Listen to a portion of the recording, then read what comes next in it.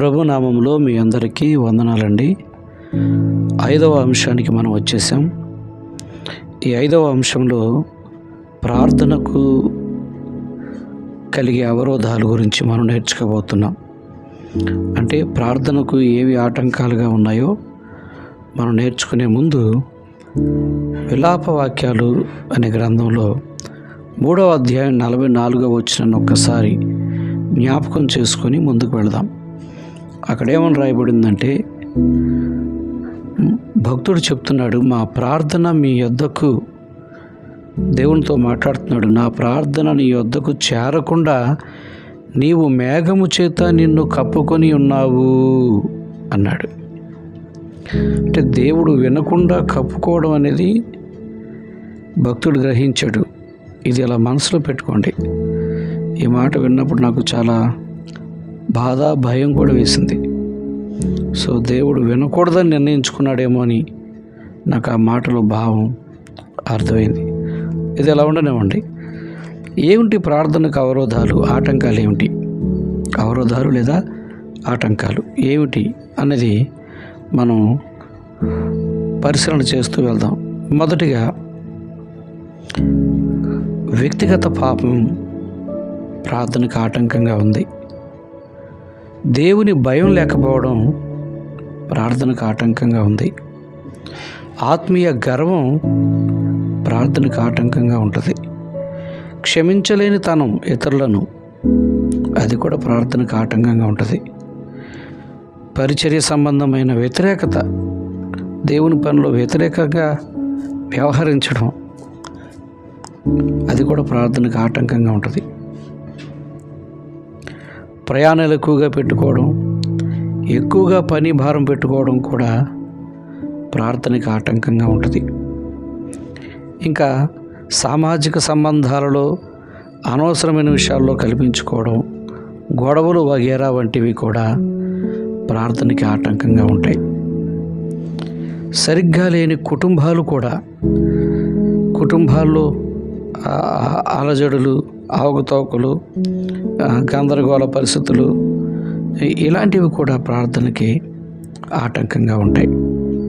ఇంకా శారీరకంగా బలహీనత కూడా, రోగం కూడా మనకి ప్రార్థనకి ఆటంకంగా ఉండడం అనేది మనం చూస్తూ ఉన్నాం. ఇంకా రెండవదిగా మనం చూస్తే, రెండవ పాయింట్లో, ప్రార్థనకు జవాబు ఎందుకు రావట్లేదు అన్న ప్రశ్నతో మనం కొన్ని విషయాలు నేర్చుకుందాం. మొదటిగా చూస్తే, దేవుని భయం లేకపోవడమే. ఉదాహరణకి సామెతల గ్రంథం 1వ అధ్యాయం 28వ వచనంలో మనం చూస్తే ఈ మాటకు స్పష్టత అక్కడ మనకు దొరుకుతుంది. అప్పుడు వారు నన్ను గూర్చి మొరపెట్టుదురు గాని నేను ప్రత్యుత్తరమియ్యకుందును, శ్రద్ధగా వెతుకుదురు గాని వారికి నేను కనబడకుందును. అది దేవుని యందు భయభక్తులు లేకపోతే మన ప్రార్థనకి ఆయన ఏం రెస్పాండ్ అవ్వడు. ఆ మాటలకు అర్థం అది. కారణం ఏంటి? 29వ వచనంలోనే అక్కడ చెప్పాడు. అదే సామెతలు 1వ అధ్యాయంలో, యెహోవా యందు భయభక్తులు కలిగి ఉండుట వారికి ఇష్టము లేకపోయెను. నీకు దేవుని యందు భయభక్తులు ఇష్టం లేకపోతే ఆయనకు కూడా నీ ప్రార్థన వినడం ఏమి ఇష్టం ఉండదు. ఇది మనం తెలుసుకోవాల్సిన సత్యం. అదే దేవుని యందు భయభక్తులు ఉంటే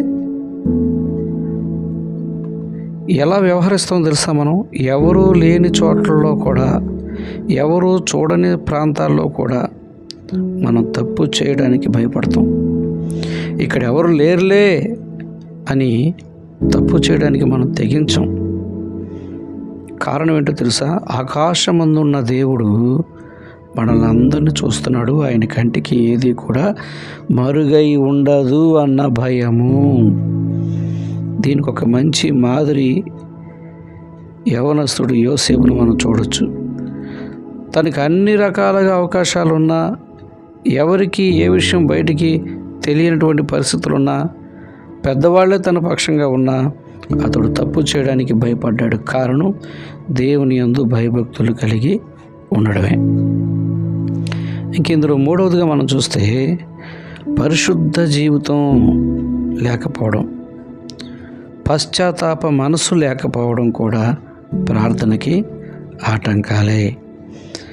66వ కీర్తన 18వ వచనంలో చూస్తే హృదయంలో పాపం ఉంటే జవాబు రాదు అన్న సంగతిని ఆ వాక్య భాగంలో మనం చూడొచ్చు. ఇంకా లూకాసు వార్త 18వ అధ్యాయం 10వ వచనంలో చూస్తే దీనత్వం లేకపోవడం, ఆత్మీయ గర్వం కూడా ప్రార్థనకు జవాబు రానివ్వదు, చేరనివ్వదు. ఈ ఆత్మీయ గర్వం, దీనత్వం ప్రార్థన అనగానే మనకి ఒక మంచి ఉదాహరణ మీకు చెప్తాను. ఇద్దరు కలిసి దేవుని మందిరం దగ్గర ప్రార్థన చేసేవాళ్ళు కనబడతారు. ఒకడు పరిసయుడు, మరొకడు సొంకరి. అక్కడ ఎవడు గర్వంగా ఉన్నాడో, ఎవడు దీనుడుగా ఉన్నాడో మనకి తెలుసు.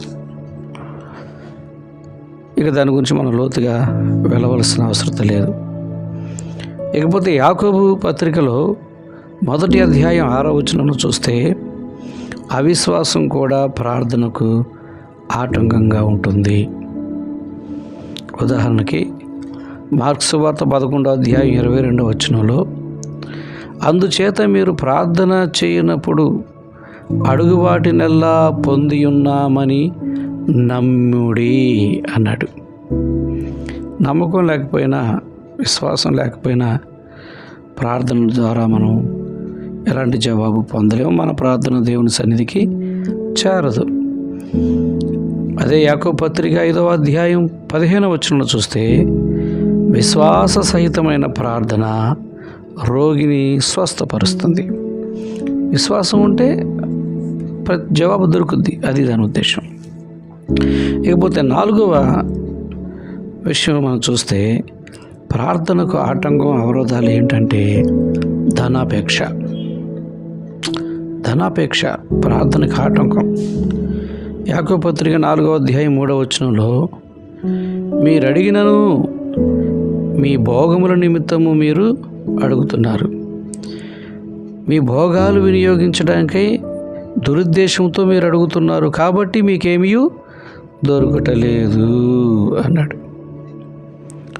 నిజమే, ధనాపేక్షతో కూడా ప్రభుని అడిగేవాళ్ళు, వెంబడించేవాళ్ళు ఉన్నారు. ఎందుకు? స్వయంగా ఆయన శిష్యుల్లోనే ఒకడున్నాడు, ఇస్కరియోతు యూదా. అతడు ధనాపేక్ష కలిగిన వాడు. చాలాసార్లు డబ్బు సంచిలో డబ్బులు దొంగతనం చేశాడని, ఆ తర్వాత మిగిలిన అపోస్తులు కూడా అతని మీద కంప్లైంట్ ఇచ్చారు. సో చివరికి వాడు ఒకే ఒక దారి చూశాడు, మొత్తంగా యేసు ప్రభునే పట్టించేస్తే డబ్బులు వస్తాయని ధనాపేక్షతో ప్రభునే పట్టించే పని చేశాడు. అది సంగతి. ఇక 5వ విషయానికి వెళ్తే ప్రార్థనకు అవరోధాలు, ఆటంకాలు ఏమిటంటే జాలిగల మనసు లేకపోవడం. దాని గురించి యెషయా గ్రంథంలో 1వ అధ్యాయం 17వ వచనంలో చూస్తే తండ్రి లేని వారికి న్యాయం తీర్చుడి, విధవరాలి పక్షంగా వాదించండి అని అంటున్నాడు. సామెతల గ్రంథం 21వ అధ్యాయం 13వ వచనంలో చూస్తే దరిద్రుల మొర వినుక చెవి మూసుకొని వాడు తాను మొరపెట్టినప్పుడు నేను కూడా వినను అన్నాడు, నేను అంగీకరింపను అన్నాడు. చూసారా? జకర్యా గ్రంథం 7వ అధ్యాయం 8వ వచనం చూస్తే సత్యమును అనుసరించి తీర్పు తీర్చండి, ఒకరి యందు ఒకరు కరుణా వాత్సల్యములు కనపరుచుకోండి అని చెప్పాడు. ఇక యెషయా గ్రంథం 58వ అధ్యాయం 7-8 వచనాలు చూస్తే నీ ఆహారము ఆకలి గొనివానికి పెట్టుము, నీ రక్త సంబంధికి ముఖం తిప్పుకోవద్దు, చాటేసుకోవద్దు, దిక్కుమారిన బీదలను నీ ఇంట చేర్చుకో,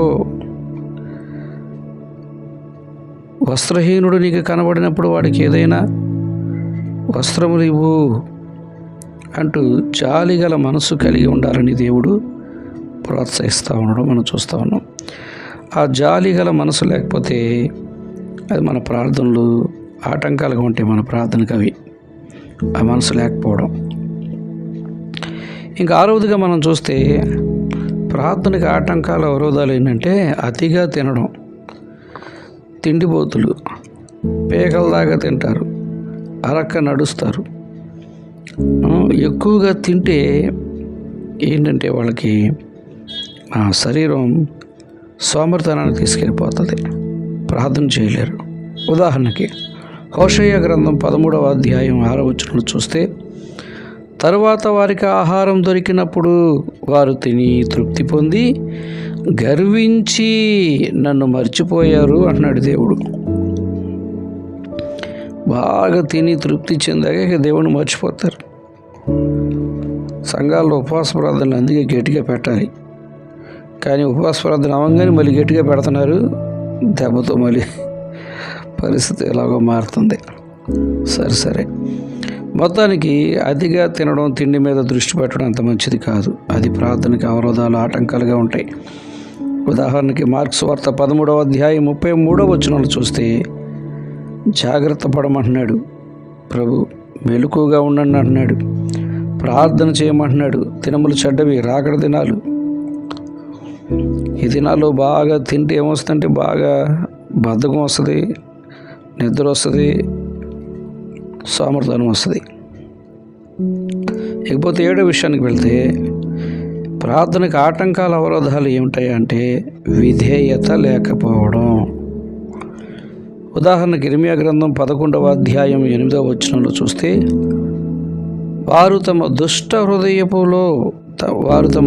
హృదయములో పుట్టు మూర్ఖత చొప్పున నడుచుకుంటున్నారు, నా మాట వినకపోయిరి.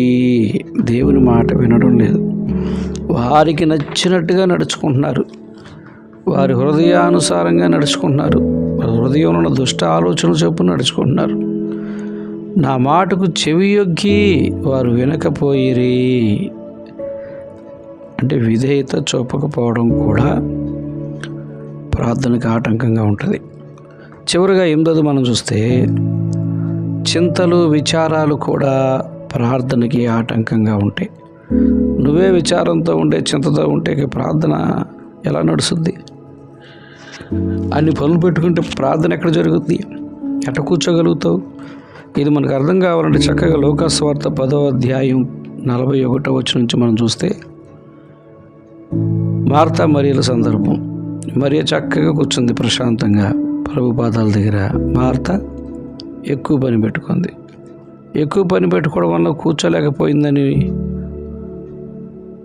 బాధ ఒకటైతే, పని కూడా ఎక్కువైంది. చిరాకు వచ్చింది, కోపం వచ్చింది, చింత వచ్చింది, విచారం వచ్చింది. చూసారా? అందుకే ఎక్కువ పని పెట్టుకోకూడదు. ప్రార్థనకి ఇచ్చే సమయం ప్రార్థనకి ప్రశాంతంగా ఇవ్వాలి. ఎక్కువ చేసుకోకుండా కొద్దిగా చేసుకో. ప్రార్థనకు సమయం చాలాసార్లు మేము పల్లెటూరుల్లో, మా పరిచర్య పల్లెటూరు కాబట్టి కుటుంబ ప్రార్థనలకు వెళ్ళినప్పుడు పాపం వాళ్ళు ఏదో మాకు చేయాలని, భోజనం పెట్టాలని ప్రార్థనలో కూర్చోకుండా ఆ కార్యక్రమాల్లో ఉంటారు. నేనైతే దాన్ని పూర్తిగా బ్యాన్ చేశాను. ఏమి పెట్టద్దు అసలు, ఏమి తిన్నట్టు అయితే అని. మొత్తానికి దేవుడు వాళ్ళ మార్పు తీసుకొస్తున్నాడు. అందరిలో కూడా మార్పు వస్తుంది అది. సో ఇలాంటి ఎక్కువ పెట్టుకుంటే మనం ప్రార్థనలో కూర్చోలేము. మీరు అనుకోవచ్చు సేవకులు ఫీల్ అవుతారేమో, పెట్టకపోతే ఫీల్